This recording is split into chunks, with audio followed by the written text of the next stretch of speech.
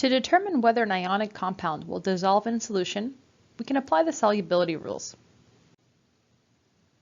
The solubility rules will determine whether an ionic compound will be soluble, which means that it will dissolve. When a substance dissolves, it looks the same way as the way that sugar and salt do after you add them to water. When you stir them around, they look like they disappear, which means that they go into solution. In contrast, substances that are insoluble, which means they won't dissolve, will not mix into the solution, and they will remain as a solid substance at the bottom.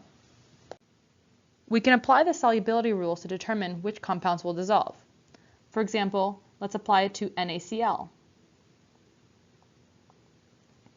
NaCl, sodium chloride, if we go down the rules, we can determine whether it will dissolve. If we look at Rule 1, you'll notice that Rule 1 describes that all common compounds of group 1a ions and ammonium are soluble. Since sodium chloride includes sodium, which is a group 1a ion, this means that sodium chloride will be soluble. Let's try a couple more examples. For example, silver chloride. Silver chloride, if we look down the rules, the first rule that applies to this is Rule 3, which states that all common chlorides, bromides, and iodides are soluble, except those of silver, lead, and copper, and mercury. Silver chloride contains chloride, so that's why this rule applies. It would be soluble except the fact that it contains silver, which is one of the exceptions, and so that means that silver chloride is insoluble. Let's do some more. For example, calcium hydroxide.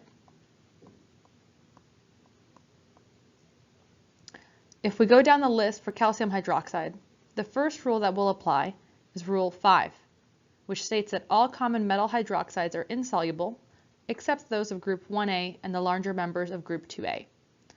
This rule applies because we have hydroxide, and you'll notice the exceptions mention that the larger members of group 2a, starting with calcium, are exceptions to the rule. And so that means that calcium hydroxide containing calcium is actually soluble.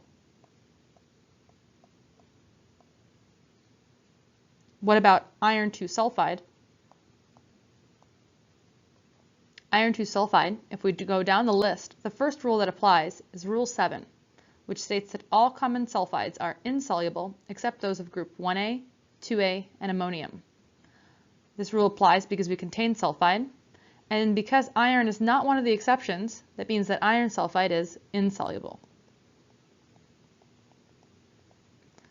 Using these rules, we can determine whether any of the ionic compounds that we deal with will be soluble or insoluble.